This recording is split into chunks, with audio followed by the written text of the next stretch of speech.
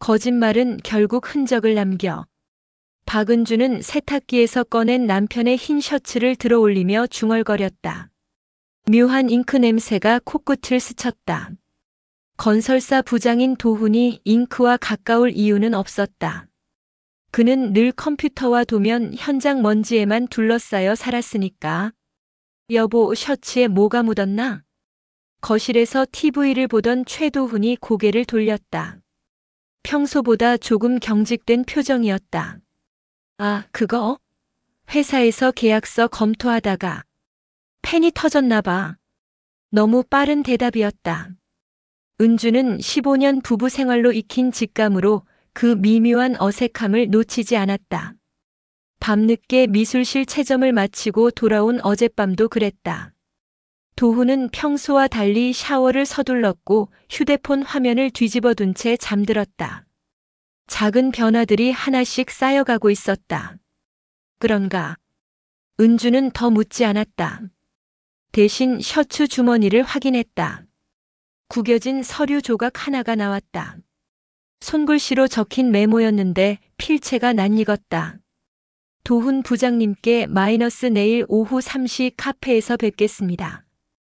기사 관련해서 몇 가지 더 확인하고 싶은 게 있어요. 아래쪽에 서명이 있었다. 이서현. 은주의 손이 미세하게 떨렸다. 서현은 대학 시절 가장 믿었던 친구였다. 졸업 후 지역 신문 기자가 되어 가끔 안부 연락을 주고받는 사이였다. 기사라고? 혼잣말이 새어나왔다. 도훈의 회사가 최근 대형 재개발 사업에 참여하면서 언론의 관심을 받고 있다는 건 알고 있었다. 하지만 왜 서연이? 왜 개인적으로 만나야 하는 거지? 은주는 서류 조각을 다시 주머니에 넣었다. 세탁기는 여전히 웅웅거리며 돌아가고 있었고 거실에서는 뉴스 앵커의 차분한 목소리가 들려왔다. 여보, 나 학교 가볼게. 전시회 준비할 게 있어서. 이 시간에? 벌써 밤 9시인데.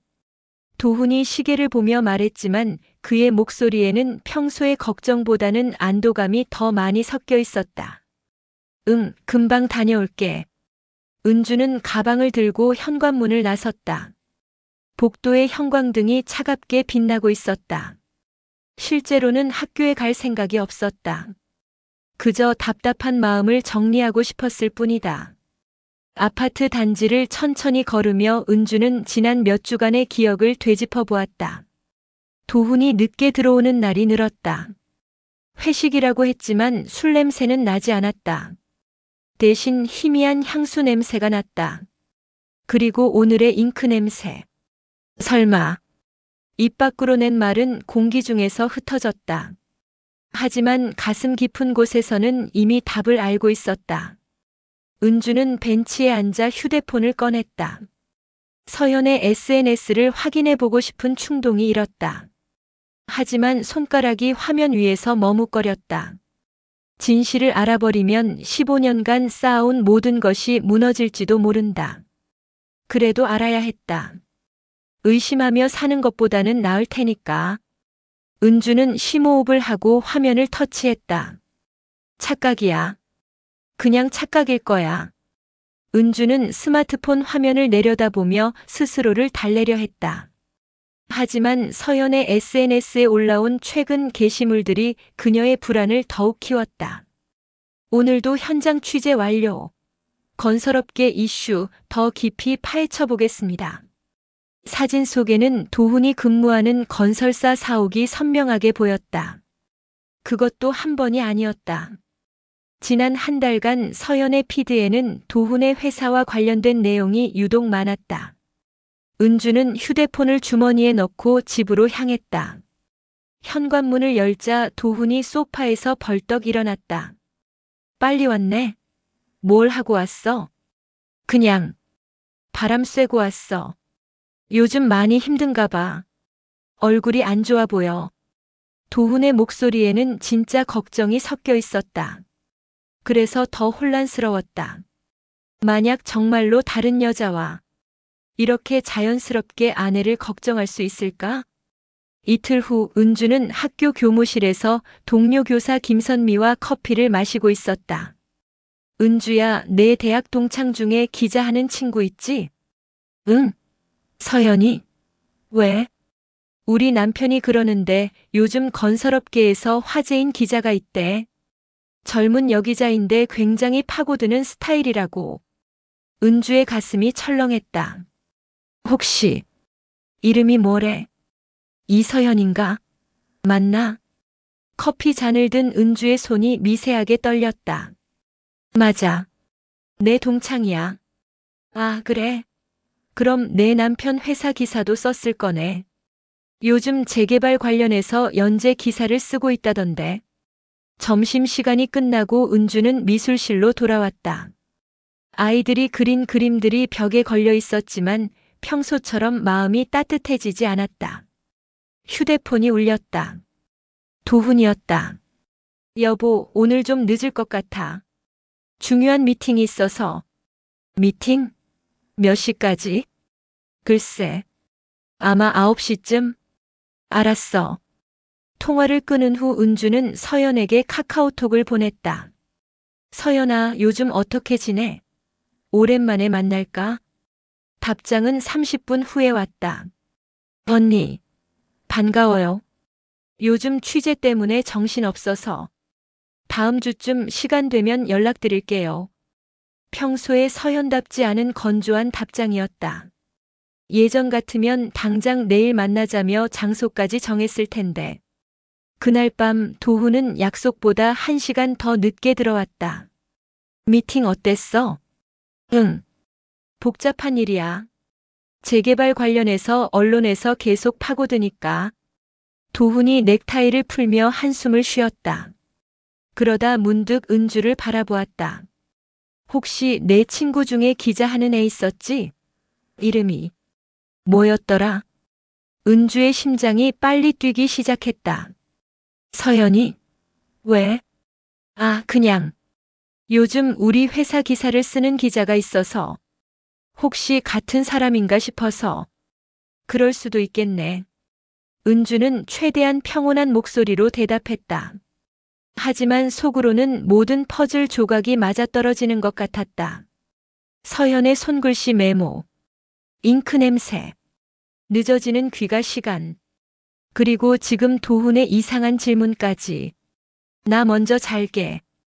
은주는 침실로 들어가 이불을 뒤집어 썼다.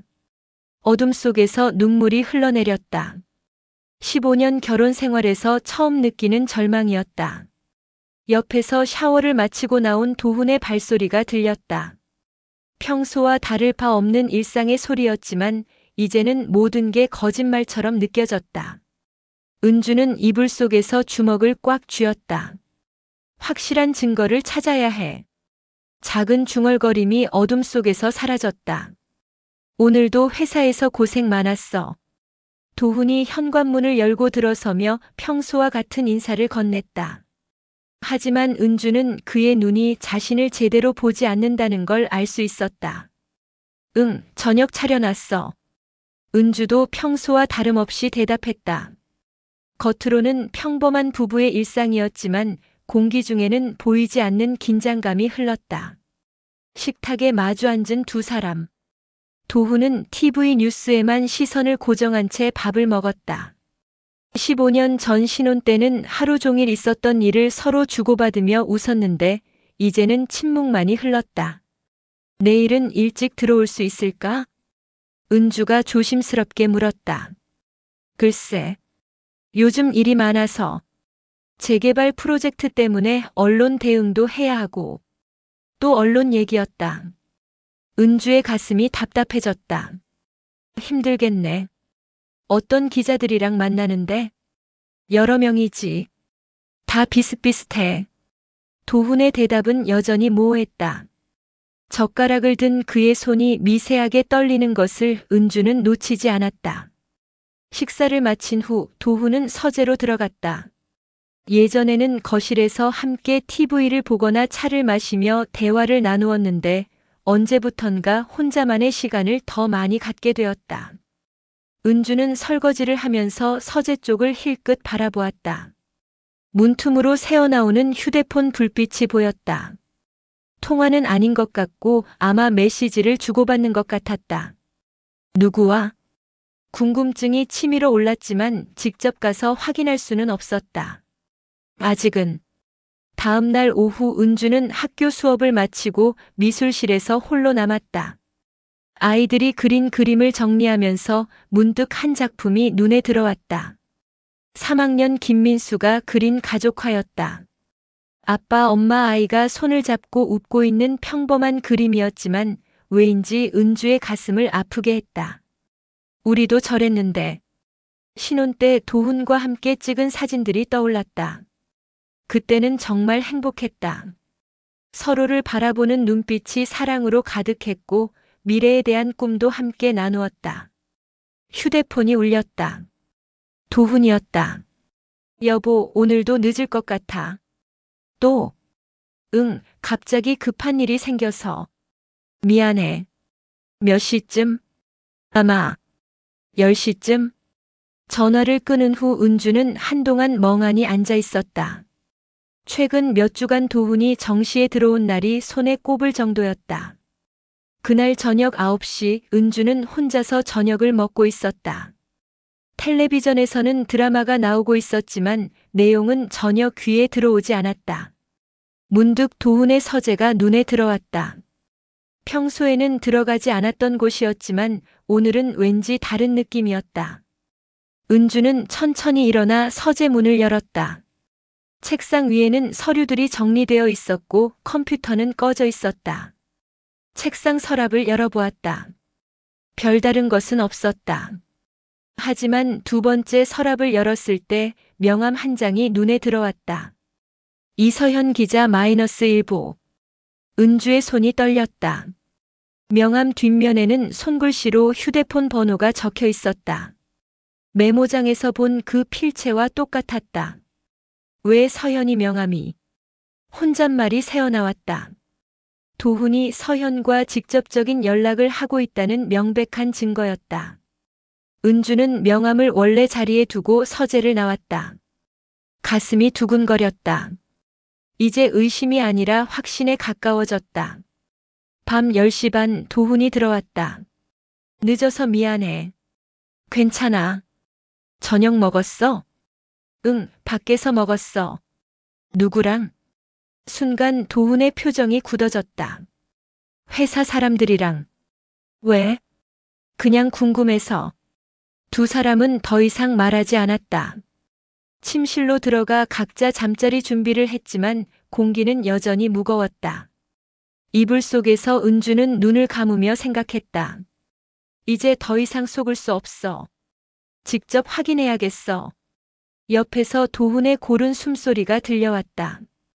평온해 보이는 그의 모습이 더욱 분노를 일으켰다. 배신을 당하고 있는 건 자신인데 왜 저렇게 태어날 수 있는 걸까? 은주는 주먹을 꽉 쥐고 다짐했다. 진실을 찾아내겠다고. 증거는 가장 예상치 못한 곳에서 나타나. 은주는 학교 미술실 야간 근무를 자원했다. 평소라면 집에서 도훈과 시간을 보냈겠지만 이제는 그의 얼굴을 보는 것조차 괴로웠다. 선생님, 혼자 남아서 괜찮으세요? 경비원 김 아저씨가 걱정스럽게 물었다. 네, 전시회 준비할 게 많아서요. 그럼 늦지 마시고 들어가세요. 미술실은 고요했다. 아이들이 그린 작품들이 벽에 걸려 있고 물감 냄새가 은은하게 퍼져 있었다. 이곳에서만큼은 마음이 조금 편해졌다. 은주는 커피를 한 잔 타서 책상에 앉았다. 전시회 준비를 하려고 했지만 자꾸만 딴 생각이 들었다. 결국 휴대폰을 꺼냈다. 서현의 SNS를 다시 확인해 보기로 했다. 최근 게시물들을 차례로 내려보다가 일주일 전 올라온 사진 하나가 눈에 띄었다. 지역 미술 전시회 관람 중 예술은 진실을 담는 거울이라더니 사진은 어떤 갤러리 내부였다. 그런데 배경 유리창에 비친 모습이 은주의 시선을 사로잡았다. 희미하지만 분명히 보였다. 도훈의 뒷모습이었다. 설마. 은주는 사진을 확대해 보았다. 키, 체형, 입고 있던 재킷까지. 틀림없이 도훈이었다. 그리고 그 옆에는 여성의 실루엣도 보였다. 함께 전시회를 봤다고. 은주의 목소리가 텅 빈 미술실에 메아리 쳤다. 가슴이 쿵쾅거렸다. 의심은 이제 거의 확신이 되어가고 있었다. 더 자세히 살펴보니 사진에는 위치 태그도 달려 있었다. 아트스페이스 갤러리 마이너스 강남구. 그리고 업로드 시간은 오후 3시였다. 은주는 그날을 기억해냈다. 일주일 전 토요일 도훈은 회사 골프 모임이 있다며 아침 일찍 나갔다. 저녁 늦게 들어왔을 때는 너무 피곤하다며 곧장 잠들었다. 골프가 아니라 전시회였던 것이다. 그것도 서연과 함께. 거짓말쟁이. 주먹이 저절로 쥐어졌다. 15년 결혼 생활에서 이렇게 배신감을 느껴본 적이 없었다. 은주는 더 찾아보기로 했다. 서연의 다른 SNS 계정들도 확인해 보았다.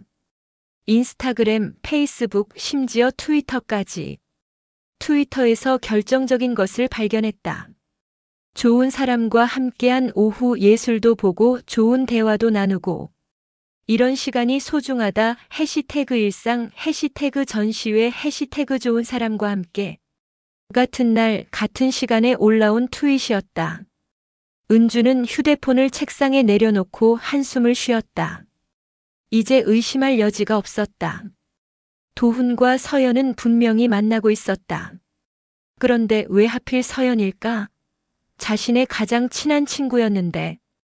대학 시절 추억들이 떠올랐다. 서연과 함께 도서관에서 밤늦게 공부하고 카페에서 수다 떨고 취업 걱정을 함께 나누었던 시간들. 서연의 결혼식에서는 주례사까지 해줬는데. 언니 덕분에 좋은 남편 만났어요. 서연이 했던 말이 귓가에 맴돌았다. 그런 서연이 이제는. 은주는 고개를 저었다. 과거를 그리워할 시간이 없었다.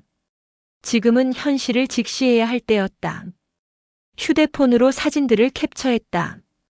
증거로 남겨둬야 했다. 언젠가 필요할 수도 있으니까. 시계를 보니 밤 10시였다. 도훈은 오늘도 늦는다고 했다. 아마 또 서현과 만났을지도 모른다. 은주는 미술실을 정리하고 집으로 향했다. 복도를 걸으며 생각했다. 이제 어떻게 해야 할까? 직접 따져 묻기엔 아직 증거가 부족했다. 더 확실한 것이 필요했다. 집에 도착했을 때 도훈은 아직 들어오지 않았다. 은주는 거실 소파에 앉아 그를 기다렸다. 밤 11시 반 현관문이 열렸다. 왜 안 자고 있어? 도훈이 놀란 표정으로 물었다. 기다렸어. 오늘 뭐 했어? 회사 일. 왜? 그냥 궁금해서. 은주는 도훈의 얼굴을 유심히 관찰했다. 조금 전까지 누군가와 함께 있었을 것 같은 표정이었다. 미묘한 행복감이 얼굴에 남아 있었다. 피곤해. 먼저 잘게. 도훈이 침실로 향했다. 샤워하는 소리가 들려왔다. 은주는 소파에 그대로 앉아 있었다. 마음이 복잡했다. 분노와 슬픔, 그리고 앞으로 어떻게 해야 할지에 대한 막막함이 교차했다. 하지만 한 가지는 확실했다. 이대로 당하고만 있을 수는 없다는 것이었다. 오빠, 나 도움이 필요해. 은주는 토요일 오후 박현우의 법무법인 사무실을 찾았다. 평소 같으면 가족 모임이 아닌 이상 오빠를 찾는 일이 없었는데 오늘은 달랐다. 무슨 일이야? 표정이 안 좋은데. 현우는 커피를 내리며 여동생의 얼굴을 살폈다. 은주의 눈가에는 며칠 밤을 제대로 못 잤다는 흔적이 역력했다. 도훈이가 다른 여자와 만나고 있는 것 같아. 현우의 손이 멈췄다. 확실해? 거의. 아니, 확실해. 은주는 지난 며칠간 수집한 증거들을 차근차근 설명했다. 셔츠의 잉크 냄새, 서연의 손글씨 메모, SNS 사진 속 도훈의 모습, 그리고 빈번해진 거짓말들. 현우는 조용히 듣다가 입을 열었다. 서연이라고 했지? 내 대학 동창? 응. 이서연 기자 맞나? 일보. 은주가 놀란 표정으로 고개를 끄덕였다. 혹시 오빠가 알아? 현우는 잠시 생각에 잠겼다. 그러더니 컴퓨터를 켰다. 요즘 건설업계에서 화제가 된 기자야. 재개발 관련 기사를 연달아 쓰면서 주목받고 있어. 그런데 몇몇 기사가 좀 이상해. 마치 내부 정보를 누군가로부터 직접 받은 것 같은 내용들이야. 현우가 화면을 은주 쪽으로 돌렸다. 서연이 최근에 쓴 기사들이 나열되어 있었다. 건설, 재개발 사업 내부 갈등 심화, 분양가 조작 의혹, 관련 업체 긴급회의, 임직원들 사이에서도 우려의 목소리. 이런 기사들 말이야. 은주는 기사 제목들을 보며 가슴이 답답해졌다. 도훈이 회사 얘기네. 맞아. 그런데 이런 내용은 회사 내부 사람이 아니면 알기 어려운 정보들이야. 현우의 목소리가 차가워졌다. 은주야, 이건 단순한 불륜이 아니야. 무슨 뜻이야? 언론과 기업의 결탁이야. 도훈이 회사 기밀을 서연에게 흘려주고 서연은 그걸로 기사를 써서 특종을 잡는 거지. 둘 다 자신들의 이익을 위해서. 은주는 충격을 받았다. 단순히 남편이 바람을 피운다고 생각했는데 그보다 훨씬 심각한 문제였다. 그럼 나는 어떻게 해야 해? 일단 더 많은 증거를 모아야 해. 감정적으로만 접근하면 안 돼. 현우는 메모장을 꺼내 적기 시작했다. 도훈의 휴대폰 통화 내역, 메시지 기록, 만난 장소와 시간, 서연의 기사 발행일과 도훈의 외출 시간 비교. 이런 것들을 체계적으로 정리해야 해. 오빠가 도와줄 수 있어? 당연하지. 내 여동생인데. 현우의 목소리에는 분노가 섞여 있었다. 그런데 은주야, 이 일을 공개하면 파장이 클 거야. 도훈뿐만 아니라 서연도 기자 생명이 끝날 수 있어. 그리고 너도 힘들어질 거고. 상관없어. 이미 내 마음은 정했어. 은주의 목소리는 단호했다. 그럼 계획을 세워보자. 우선 도훈의 휴대폰을 확인해 볼 필요가 있어. 어떻게? 비밀번호도 모르는데. 방법이 있어. 일단 도훈의 일상 패턴을 더 자세히 관찰해. 언제 누구와 연락하는지, 어떤 표정을 짓는지 모든 걸 기록해둬. 현우는 은주에게 작은 수첩을 건넸다. 이걸로 일기처럼 적어둬. 나중에 법정에서도 증거가 될 수 있어. 법정? 이혼할 거 아니야? 은주는 잠시 말이 없었다. 이혼. 아직 그 단어를 직접 말하기는 어려웠지만 마음속으로는 이미 결정이 난 것 같았다. 응. 아마도. 그럼 미리 준비해야 해. 재산 분할, 위자료 모든 걸 유리하게 가져가려면. 현우는 잠시 생각했다가 덧붙였다. 그리고 은주야, 한 가지 더. 이 일을 혼자서만 끙끙 앓지 마. 너무 힘들면 언제든 나한테 연락해. 은주의 눈가에 눈물이 맺혔다. 오랜만에 느끼는 따뜻함이었다. 고마워, 오빠. 가족인데 뭘. 법무법인 사무실을 나서며 은주는 새로운 결심을 다졌다. 이제 더 이상 당하고만 있지 않겠다. 체계적으로 치밀하게 준비해서 반드시 진실을 밝혀내겠다. 수첩을 가방에 넣으며 속으로 중얼거렸다. 도훈아, 서연아. 너희들이 뿌린 씨앗이니까 각오는 하고 있겠지? 오후 햇살이 은주의 어깨를 따뜻하게 비췄지만 그녀의 마음은 이미 차가운 전쟁터로 변해 있었다. 예술은 때로 진실을 드러내는 가장 강력한 무기가 되지. 은주는 미술실에서 다가오는 학부모 초대 전시회 안내문을 보고 있었다. 한 달 후면 학부모들과 동료 교사들이 모두 모이는 자리였다. 완벽한 무대였다. 현우의 조언에 따라 지난 일주일 동안 은주는 도훈의 모든 행동을 기록했다. 외출 시간, 귀가 시간, 전화 통화 패턴, 심지어 표정 변화까지. 수첩은 이미 증거들로 빼곡했다. 3월 15일 오후 7시 집 출발 임시 회의라고 함. 11시 귀가 향수 냄새 남. 휴대폰을 뒤집어둠. 3월 17일 토요일 오전 10시 외출 골프라고 함.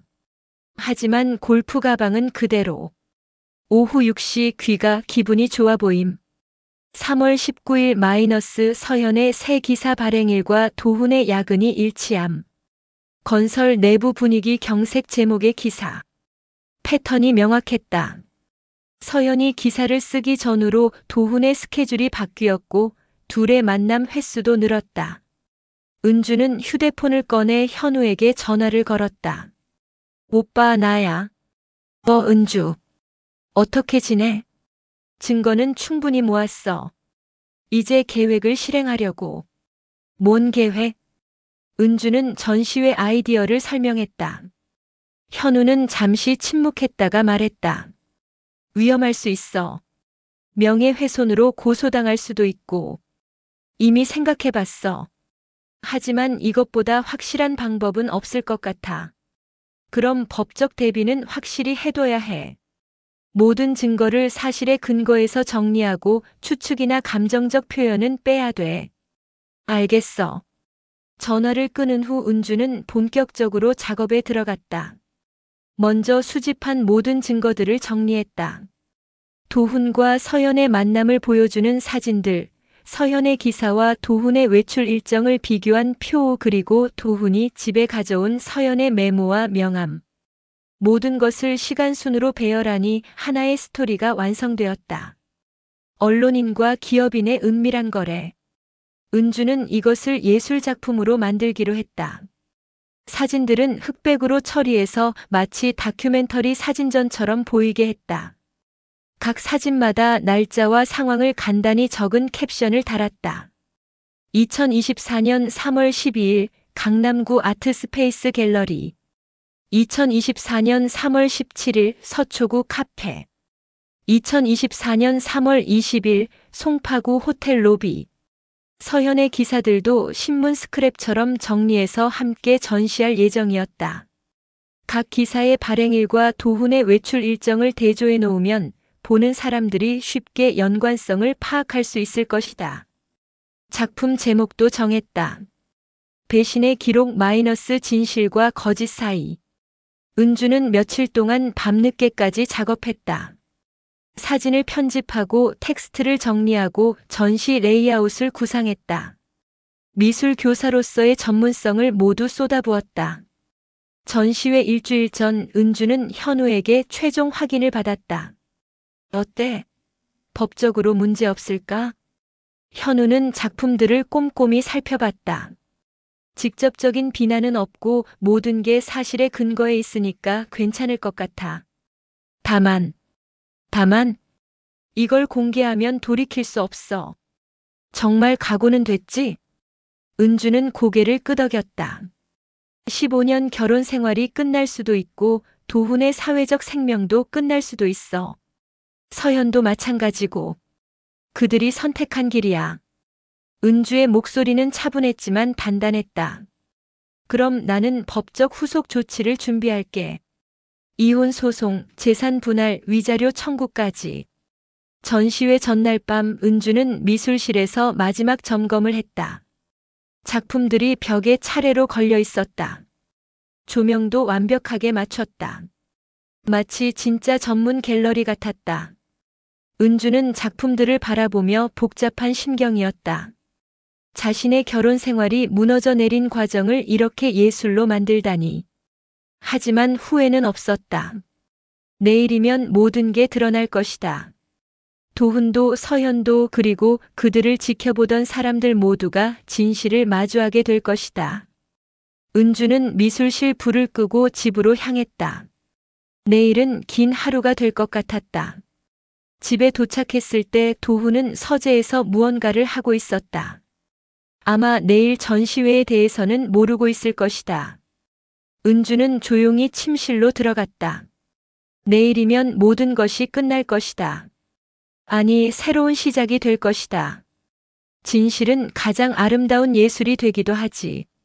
학부모 초대 전시회 당일 오후 2시. 은주는 평소보다 일찍 학교에 나와 마지막 준비를 하고 있었다. 미술실은 이미 완벽하게 세팅되어 있었다. 아이들의 작품들이 걸린 벽 한쪽에는 은주의 특별 전시 공간이 마련되어 있었다. 배신의 기록 마이너스 진실과 거짓 사이. 검은 액자에 담긴 사진들과 기사 스크랩들이 차례로 걸려 있었다.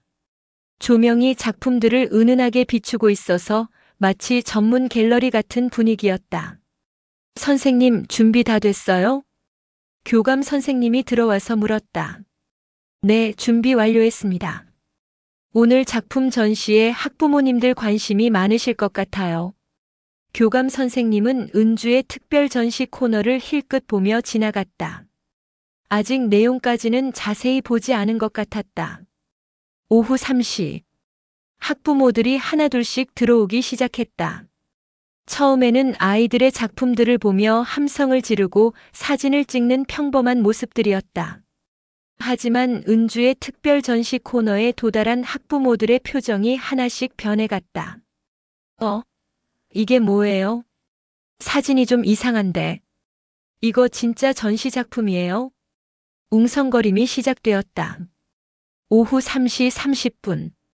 도훈이 들어왔다. 여보, 미안해. 회사 일 때문에 늦었어. 도훈은 평소와 다름없는 표정으로 인사했다. 아직 특별 전시 코너를 보지 못했기 때문이었다. 괜찮아. 천천히 둘러봐. 은주의 목소리는 차분했다. 하지만 가슴은 빠르게 뛰고 있었다. 도훈이 다른 학부모들과 함께 작품들을 보며 이동하고 있었다. 점점 은주의 특별 전시 코너에 가까워지고 있었다. 그때였다. 어머, 이 사진 속 남자분. 혹시 최도훈 부장님 아니에요? 한 학부모가 크게 말했다. 도훈의 얼굴이 순간 하얗게 변했다. 뭐라고요? 도훈이 그쪽으로 다가갔다. 그리고 벽에 걸린 사진을 보는 순간 얼어붙었다. 자신이 서현과 함께 있는 모습이 또렷하게 담긴 사진이었다. 이게 뭐야? 도훈의 목소리가 떨렸다. 주변 학부모들이 몰려들기 시작했다. 배신의 기록이라고 되어 있네요. 이 기사들도 보세요. 전부 같은 기자가 쓴 건데. 날짜를 보니까 사진 찍힌 날하고 기사 나온 날이 비슷하네요. 이거 혹시 그런 관계인가요? 수군거림이 점점 커졌다. 오후 3시 45분. 서연이 나타났다. 언니 연락도 없이 왜? 서연은 문을 열고 들어오다가 멈춰 섰다. 자신의 사진이 벽에 걸려 있는 것을 본 순간이었다. 저건 뭐예요? 서연의 얼굴도 창백해졌다. 서연아. 은주가 조용히 말했다. 오랜만이야. 잘 지냈어? 언니. 이게 무슨 작품이야? 배신의 기록이라는 제목에 은주의 목소리는 차갑게 가라앉아 있었다. 미술실 안은 완전히 술렁였다. 학부모들과 동료 교사들이 모두 특별 전시 코너로 몰려들었다. 이거 진짜 사실인가요? 기업 기밀을 언론에 흘려줬다는 거예요? 와, 이런 일이 정말 있구나. 도훈과 서연은 사람들의 시선을 견디지 못하고 미술실 한쪽 구석으로 피했다. 은주야, 이거 뭐 하는 짓이야? 도훈이 다가와서 낮은 목소리로 말했다. 뭐 하는 짓이냐고? 진실을 보여주는 거야. 이런 식으로? 그럼 어떤 식으로? 당신들이 숨어서 하던 일을 그대로 숨겨두라고. 은주의 목소리가 조금씩 높아졌다. 서연도 다가왔다. 언니, 오해해요. 그냥 취재 차원에서. 취재? 은주가 서연을 바라봤다. 전시회 데이트도 취재였어? 호텔 로비에서 손잡고 있던 것도? 서연이 할 말을 잃었다. 주변 사람들이 더욱 가까이 다가와서 대화를 엿들었다. 이제 숨길 수도 없는 상황이었다. 언니, 미안해요. 정말 미안해요. 서현의 눈에서 눈물이 흘렀다. 사과는 필요 없어. 은주가 차갑게 말했다. 이미 작품 속에 너희가 남았으니까. 그 말은 끝이었다. 도훈과 서연은 결국 미술실을 나갔다. 뒤따라 나가는 학부모들의 수군거리는 소리가 복도까지 들려왔다. 은주는 혼자 남은 미술실에서 자신의 작품을 바라봤다. 15년 결혼 생활의 종료를 알리는 전시회였다. 하지만 후회는 없었다. 진실은 드러났고 이제 새로운 시작만 남았을 뿐이었다. 무너지는 건 한순간이지만 쌓는 데는 평생이 걸려. 전시회가 끝나고 사흘 후 도훈은 회사에서 긴급 호출을 받았다. 최 부장, 당장 사장실로 오세요. 전화기 너머 비서의 목소리는 차가웠다. 사장실에는 이미 임원진들이 모여 있었다. 모두 심각한 표정이었다. 앉으세요. 사장이 차갑게 말했다. 최 부장, 이게 뭡니까? 책상 위에는 신문들이 펼쳐져 있었다. 건설업계 기밀 유출 파문, 언론 마이너스 기업 결탁 의혹, 건설 임원, 기자와 부적절한 관계. 기사들은 은주의 전시회에서 시작되어 이제 전국 언론으로 번져나가고 있었다. 사장님, 이건 오해입니다. 오해? 사장이 냉소적으로 웃었다. 사진도 있고 기사 발행 일정과 당신의 외출 기록도 다 맞아떨어지는데 오해라고요? 그건 최 부장 회사에 얼마나 큰 피해를 입혔는지 알고 있나요? 재개발 사업 전체가 흔들리고 있어요. 회의실이 조용해졌다. 사표를 내세요. 그게 회사를 위한 길이에요. 도훈의 얼굴이 하얗게 변했다. 사장님, 제발, 더 이상 할 말 없습니다. 내일까지 정리하고 나가세요. 한편 서현도 비슷한 상황을 겪고 있었다. 이서현 기자, 편집국장실로 오세요. 일보 편집국장실. 서현은 떨리는 발걸음으로 들어갔다. 앉아요. 편집국장의 표정은 얼음장처럼 차가웠다. 기자 윤리 위반입니다. 취재원과 부적절한 관계를 맺고 특정 기업에 유리한 기사만 연달아 썼다는 제보가 들어왔어요. 국장님, 그건 한국기자협회에서도 조사에 들어간다고 연락이 왔어요. 이제 우리 신문 전체의 신뢰도가 흔들리고 있습니다. 서연의 목소리가 떨렸다. 죄송합니다. 사과로 될 일이 아니에요. 기자로서의 기본을 저버렸어요. 편집국장이 서류를 내밀었다. 해직 통보서입니다. 받아가세요. 서연의 손이 떨렸다. 국장님, 다시 한 번만. 우리도 살아야 합니다. 더 이상 여기 있을 수 없어요. 그날 저녁 도훈과 서연은 처음으로 함께 은주를 찾아왔다. 은주야, 우리 좀 보자. 현관문 앞에서 도훈이 말했다. 할 말 있으면 해. 은주는 문을 열어주지 않고 인터폰으로 대답했다. 이렇게까지 할 필요가 있었어? 우리 인생을 아예 망쳐버릴 생각이었어? 도훈의 목소리에는 원망이 섞여 있었다. 당신들이 선택한 길이야. 은주 언니. 서연이 끼어들었다. 정말 미안해요. 우리가 잘못했어요. 그런데 이제 모든 게 끝났잖아요. 제발. 끝났다고? 은주가 차갑게 웃었다. 15년 결혼 생활이 끝나고 내가 믿었던 친구가 배신자였다는 게 드러났는데 그게 끝난 거야? 언니. 이제 와서 사과한다고 뭐가 달라져? 이미 늦었어. 두 사람은 더 이상 할 말이 없었다. 은주야, 우리 정말 이혼할 거야? 도훈이 마지막으로 물었다. 당연하지. 변호사 선임도 끝났어. 재산 분할은? 걱정하지 마. 공평하게 가져갈 거야. 내가 받을 몫만. 도훈의 어깨가 축 늘어졌다. 서연아. 은주가 서연을 불렀다. 응. 고향으로 내려간다며? 어떻게 알았어? 소문 빨라. 작은 동네니까. 서연의 눈에서 눈물이 흘렀다. 언니, 정말 미안해. 어떻게 하면 용서받을 수 있을까? 용서? 은주가 잠시 생각했다가 말했다. 시간이 해결해 줄 거야. 아주 오랜 시간이. 두 사람은 결국 돌아갔다. 은주는 창문으로 그들이 떠나는 모습을 바라봤다. 도훈의 등은 예전보다 많이 굽어 있었고 서연의 걸음걸이는 힘이 없어 보였다. 하지만 동정심은 들지 않았다. 그들이 뿌린 씨앗이었으니까. 은주는 휴대폰을 꺼내 현우에게 메시지를 보냈다. 오빠, 이혼 소송 언제 시작할 수 있어? 답장은 금세 왔다. 다음 주부터 가능해. 준비 다 됐어? 응. 이제 정말 새 출발이야. 은주는 휴대폰을 내려놓고 거실을 둘러봤다. 15년간 함께 꾸며온 공간이었지만 이제는 남의 집 같았다. 곧 이 모든 것과도 작별해야 할 것이다. 하지만 두렵지 않았다. 진실을 밝혔고 정의를 세웠으니까. 이제 남은 건 앞으로 나아가는 것뿐이었다. 법정에서의 진실은 가장 차갑고도 정확하지.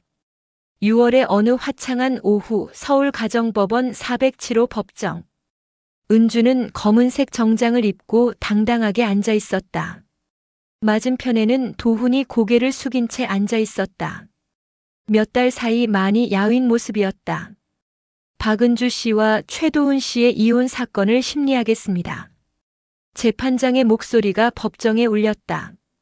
현우가 은주의 대리인으로 나서서 차근차근 증거를 제시했다. 피고는 혼인 관계 중 제3자와 부적절한 관계를 지속했으며 이는 단순한 불륜을 넘어 직업적 윤리까지 저버린 행위입니다. 스크린에 그날 전시회의 사진들이 하나씩 나타났다. 도훈과 서연의 만남 장면들, 기사 발행일과 만남 일정의 비교표, 그리고 현우가 추가로 수집한 통화 기록들까지. 완벽한 증거였다. 피고 측에서 변론하시겠습니까? 재판장이 도훈의 변호사를 바라봤다. 재판장님, 피고는 깊이 반성하고 있으며 반성으로 무너진 가정이 복구되나요? 현우가 차갑게 끼어들었다. 피고는 15년간 쌓아온 신뢰를 배신했고 직업적 의무까지 저버렸습니다. 이는 명백한 유책 사유입니다. 재판부는 1시간 동안 심리를 진행했다. 재판부는 다음과 같이 판결합니다. 재판장이 판결문을 들었다. 원고와 피고의 이혼을 허가하며 재산 분할은 원고 6, 피고 4의 비율로 분할합니다. 위자료로 피고는 원고에게 5천만 원을 지급하라. 은주는 조용히 고개를 끄덕였다. 예상했던 결과였다. 그리고 피고의 유책 사유가 명확하므로 향후 재산 형성에 있어서도 원고에게 유리하게 판단할 것임을 명시합니다. 도훈의 어깨가 더욱 축 늘어졌다. 법정을 나서며 은주는 도훈을 한 번 더 바라봤다. 도훈아. 응. 15년이었는데. 은주야. 이제 남이야. 잘 살아.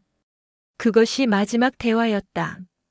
법원 앞 계단에서 현우가 은주의 어깨에 손을 올렸다. 수고했어. 이제 정말 끝났다. 응. 고마워, 오빠. 앞으로 뭐 할 거야? 은주는 하늘을 바라봤다. 6월의 하늘이 유난히 푸르렀다. 새로 시작할 거야. 내가 하고 싶은 일을. 한 달 후 은주는 아파트를 정리했다. 15년간 모았던 물건들을 하나씩 정리하면서 과거와 작별하는 시간을 가졌다. 결혼 사진은 모두 버렸다. 도훈과 함께 찍은 여행 사진들도 마찬가지였다. 하지만 자신만의 추억들은 남겨뒀다. 미술 작품들, 교사로서 받은 감사 편지들, 학생들과의 사진들. 이제 정말 새 출발이구나. 은주는 마지막 짐을 정리하며 중얼거렸다. 재산 분할로 받은 돈과 위자료로 작은 원룸을 얻었다. 강북의 조용한 동네였다. 새롭게 시작하기에는 충분했다. 이사하는 날 몇몇 동료 교사들이 도와주러 왔다. 은주 선생님 정말 용기 있으셨어요. 김선미 교사가 말했다. 용기라기보다는 할 수밖에 없었어요. 그래도 쉽지 않았을 텐데. 처음엔 힘들었죠. 하지만 진실을 드러낸 후에는 오히려 마음이 편해졌어요. 새 집은 작았지만 깔끔했다. 은주는 벽 한쪽에 작은 이젤을 세웠다. 오랜만에 그림을 그려보고 싶었다. 저녁 무렵 현우가 집들이 선물을 들고 찾아왔다. 어때? 새 집 기분이? 좋아. 정말 내 공간 같아. 앞으로 계획은? 일단 교사 일은 계속할 거고. 그리고 작은 화실을 열어볼까 해. 화실? 응. 아이들에게 그림을 가르치는. 내가 정말 하고 싶었던 일이야. 현우가 웃으며 고개를 끄덕였다. 좋은 생각이야. 너한테 잘 어울릴 것 같아. 그날 밤 은주는 새 집에서 첫 밤을 보냈다. 조용했다. 도훈의 코 고는 소리도 늦은 귀가를 기다리는 불안함도 없었다. 평온했다. 침대에 누워 천장을 바라보며 은주는 생각했다. 이제 정말 자유야. 15년 결혼 생활의 상처는 아직 아물지 않았다. 서연에 대한 배신감도 여전했다. 하지만 그것들이 자신을 짓누르지는 않았다. 오히려 더 강하게 만들어줬다. 은주는 눈을 감으며 내일을 기대했다. 새로운 하루, 새로운 시작이 기다리고 있었으니까. 배신은 나를 꺾지 못했어. 오히려 더 단단하게 만들었지. 9월의 어느 오후 은주는 작은 화실문에 손수 만든 간판을 달고 있었다. 은주의 아틀리에 마이너스 어린이 미술교실. 간단하지만 따뜻한 글씨체였다. 은주가 직접 디자인한 것이었다. 화실은 작았다. 10평 남짓한 공간에 아이들 책상 6개와 화구들이 정리되어 있었다. 벽에는 은주가 그린 새로운 작품들이 걸려 있었다. 예전과는 다른 그림들이었다. 어둡고 무거웠던 배신의 기록과 달리 이번 작품들은 밝고 희망적이었다. 선생님, 준비 다 됐어요? 현우가 들어와서 둘러봤다. 응. 내일부터 첫 수업이야. 벌써 등록한 아이들이 있다며? 5명. 동네 아이들인데 정말 그림에 관심이 많아. 은주의 얼굴에는 오랜만에 진심 어린 웃음이 피어 있었다. 좋아 보인다. 예전보다 훨씬 밝아졌어. 그런가? 응. 뭔가 자유로워 보여. 맞는 말이었다. 은주는 정말로 자유로웠다. 더 이상 도훈의 거짓말을 의심할 필요도 없고 서연의 배신을 걱정할 필요도 없었다. 오직 자신이 하고 싶은 일에만 집중할 수 있었다. 다음 날 오후 4시. 첫 수업이 시작되었다. 안녕하세요, 여러분. 저는 박은주 선생님이에요. 5명의 아이들이 반짝이는 눈으로 은주를 바라봤다. 오늘은 뭐 그려요? 7살 민지가 손을 번쩍 들고 물었다. 오늘은 여러분이 가장 행복했던 순간을 그려보세요. 행복했던 순간? 응. 언제가 가장 기뻤는지 그때의 기분을 색깔로 표현해 보는 거예요. 아이들이 신나서 크레파스를 집어들었다. 은주는 아이들 사이를 돌아다니며 하나씩 지도해 줬다. 민지야, 이 노란색이 정말 예뻐. 어떤 기분이었어? 엄마랑 놀이공원 갔을 때요. 솜사탕 먹고 회전목마 탔어요. 그래. 그 기쁨이 그림에서 느껴져. 은주는 아이들의 순수한 마음을 보며 자신도 치유받는 것을 느꼈다. 배신과 상처로 얼룩졌던 마음이 점점 깨끗해지는 것 같았다. 수업이 끝나고 아이들을 보낸 후 은주는 혼자 남은 화실에서 차를 마셨다. 창밖으로는 석양이 지고 있었다. 오렌지빛 하늘이 아름다웠다. 문득 6개월 전 일들이 떠올랐다. 도훈과 서연의 배신, 그 진실을 드러내기 위해 치른 전쟁 같았던 시간들. 그때는 정말 힘들었다. 매일 밤 울면서 잠들었고 아침에 일어나는 것조차 괴로웠다. 하지만 지나고 보니 그 모든 것이 자신을 더 강하게 만들어준 과정이었다.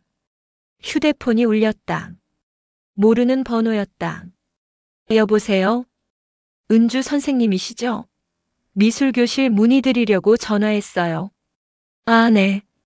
말씀하세요. 저희 딸이 그림을 너무 좋아해서요. 언제 등록할 수 있을까요?